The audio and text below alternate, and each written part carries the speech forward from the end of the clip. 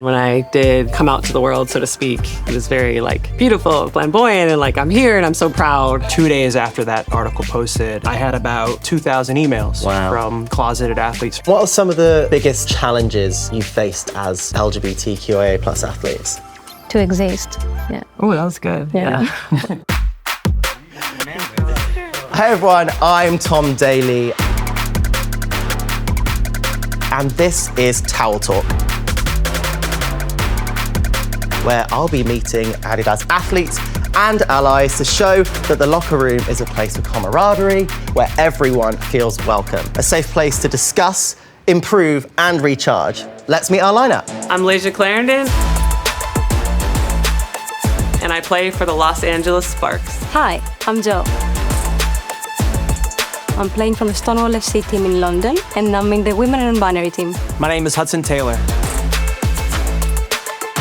I'm the founder and executive director of Athlete Ally. Now, before we get started, I want to find out a little bit more about you. So, let's see what's inside your lockers.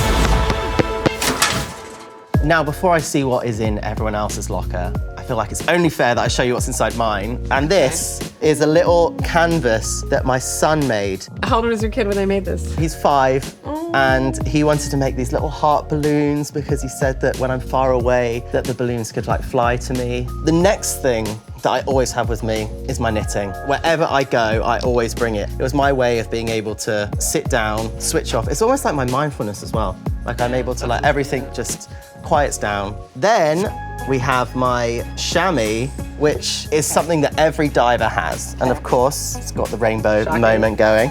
And I absolutely could not dive without this because when we're spinning around, when we're wet, it can be very slippery. With the G-force that you experience when you're spinning around, you want to be able to hold onto your legs and pull in. So it keeps you warm and also allows you not to slip out of your dives. The next thing that I'm about to show you The mystery jar. is It's hair grease. well, I wish it was hair grease. This is my wax. Basically, you rub it on your hands and then you rub it on your legs so that when you grab onto your legs, you can pull in really tight and you're not gonna slip. It's really sticky. Oh my God. You warm it up in your hands and you rub it all together. It allows you to keep grip. That's my little locker assortment. I love it. I feel like I started my baby. Yeah. This picture was probably a point in my career where I remember that workout pretty vividly and just training and a grueling point in the off season where you're kind of by yourself and you just have to push through. It's the stuff that's not glamorous. So for me, that picture reminds me of myself and how far I've come and how hard I've worked. And then too, having my child there to witness me and bring joy in that moment. Very special to have that. And what else did you bring? That's my mushy one. These two kind of go together. This is one of my protein powders I love. This is a tart cherry juice. I usually mix them together post working out to get the best amount of recovery. So these are always in my locker as soon as I'm off the court. And then the last thing I brought is my wedding ring. So I'm always wearing it. I make a joke with my wife, I'm married to the game, to basketball. Yeah, exactly. But then also, just my partner's always with me. She's my anchor person in this world. And no matter what's happening, I have that.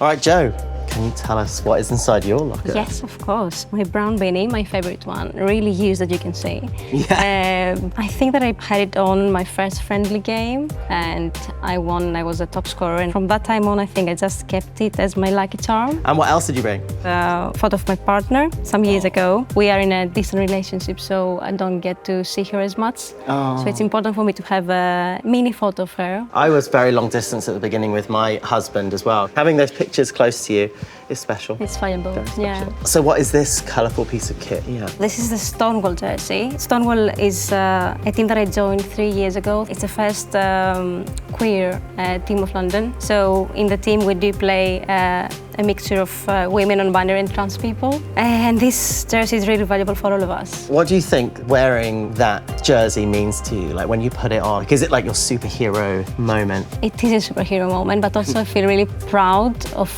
what we give to the community. And I feel really proud when I see my friends being really happy of all of us being together in the team and playing football, all of us together. I mean, it's so special to hear that, yeah. the message of inclusivity when it comes to sport, because, sport really should be a place for everyone to feel like they have their place. It's amazing. I'll have to come and watch a match the next time I'm in London.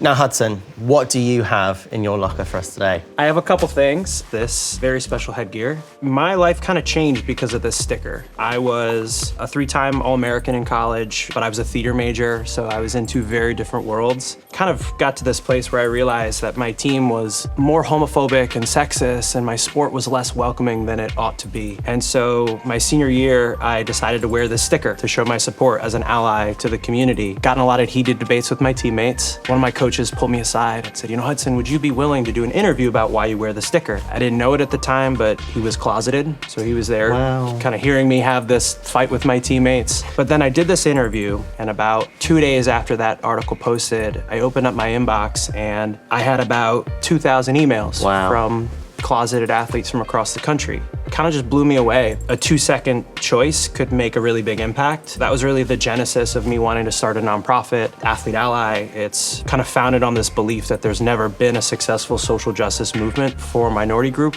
without the support of the majority. Just goes to show how important visibility is, because it creates those conversations and those spaces to feel like you can talk openly about who you are. I feel like that's so special. And it's an amazing message, so thank you. And I see there's a couple of other interesting bits that you got here. So this is a novice wrestling trophy, a 3rd place. A lot of times what makes somebody a champion is not how they handle success, but how they handle defeat. And it's what you do with those losses that allows you to become the best version of yourself. Well, as someone with 3 bronze medals, you know, I'm sorry.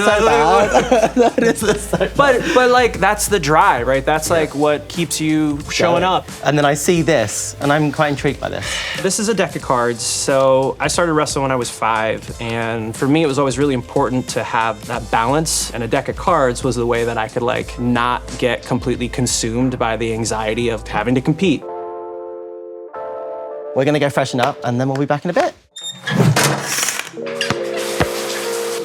So while I have us all together, I'd love to have a little bit of a huddle and talk about some of our experiences in sport. Now, my first question, do you think being LGBTQIA+ impacts people when they want to first start getting into sport? For me, getting into basketball was a really safe space because I could dress masculine, like the clothes fit well. I could kind of hide from my parents. Especially when you're a girl, you can wear more baggy clothes. But then the other way, I think it can go the opposite. Some sports get stereotyped, or like hyper feminine sports. I think it does kind of depend on the sport too, and the culture around that sport. It speaks a lot to some of the gender expectations. And what do you think as an ally? Like, do you see young athletes like getting into sport? Like, are they fearful? Yeah, I think what we've seen is, I think it's something like 23% of LGBTQ youth participate in sport. Over 80% are not out to their coaches or teammates. And LGBTQ youth drop out of sport at twice the rate of their heterosexual cisgender counterparts. So I view culture as being very contingent on the people in the room. I think that you can have a really hostile environment in what might be perceived as a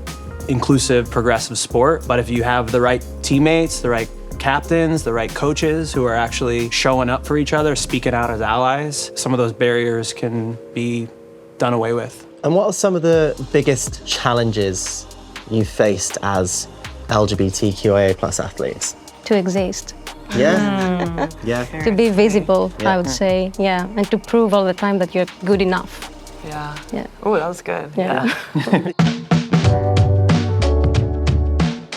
On that note, I know we had like quite a deep and insightful conversation there, but I've got a little bit of a game, and I love a bit of a pub quiz. So we've got a bit of LGBTQIA+ trivia here, right? Okay. And you're each going to be marked, so take this very seriously, okay? Which Olympics had the most athletes who openly identify as LGBTQ in competition? Tokyo ones? The most recent? Yeah.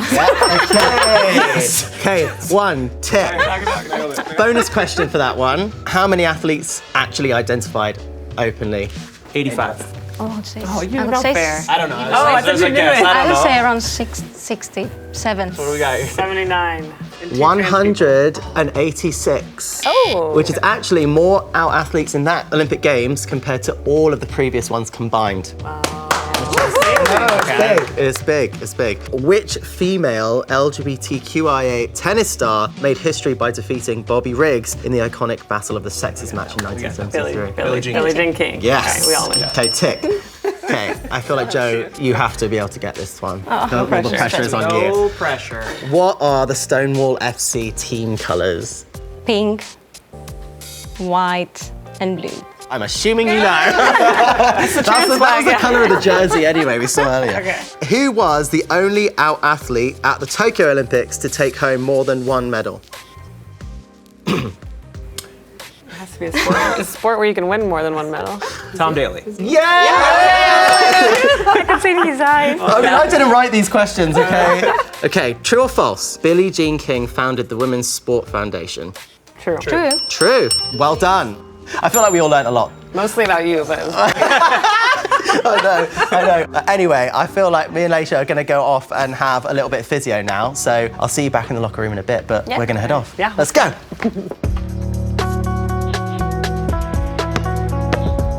Leisha, thank you for joining me. I mean, this is quite a unique scenario to be having a conversation, but you also have quite a unique perspective. What has your experience been like in the locker room? I would say generally my experience in the locker room has been pretty welcoming in the women's basketball space. I'm super grateful because I think it is one of the most progressive spaces, one of the most queer spaces in sports, one of the spaces with the most Black women in it. And playing a decade, I've seen quite a bit of change in the women's basketball space. And I would say overall, I've had a pretty great experience. I've been pretty lucky in terms of the teammates and the people I've had. I've been pretty supportive. You know, growing up, I was probably one of the very few openly gay men in the sport. So it does feel like it singles you out a little bit. So you almost feel a bit awkward sometimes in the locker room scenario. But it also seems like we see more openly LGBTQIA plus athletes in women's sports. Why do you think that is? I think women are given a little more space with their gender to be tomboys. You think about the term, there's no such thing as a tom girl, right? Little boys don't get to grow up and be tom girls. They don't get a tom girl. Yeah.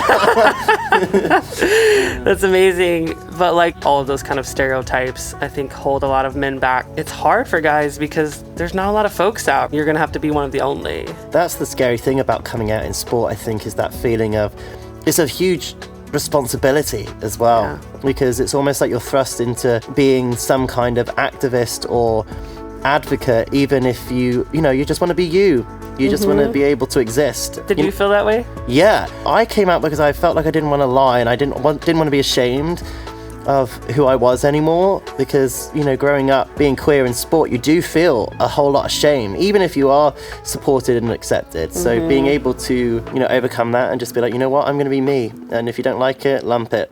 I love it. You've been a trailblazer in the WNBA as the first openly non-binary player. What was that journey like for you? It was long.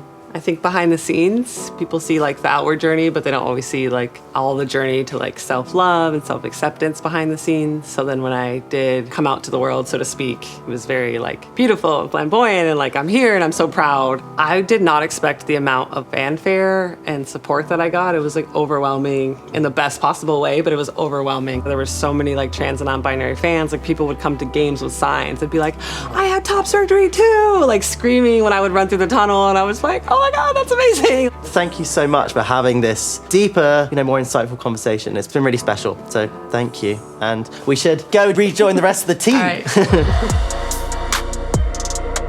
Well, it's been an honor to get to know every single one of you, and I've taken so much away from this experience, so thank you. I wish someone would have told my younger self, if I was a teenager, that I would be sitting here with an amazing ally, 2 other out athletes, and have a career and being a very outspoken, vocal, gay, trans person in the professional realm. So it's just so cool to see how far sports has come, how far athletes like us and allies who've had our back and have led in the ways that they need to lead to make sure we're creating the locker rooms that we want for our children. Exactly. And for future athletes. That was Towel Talk. It's been a lot of fun. Lots of meaningful conversations, but so much fun. So thank you for watching. Should we get out of here? Yep. Let's do it.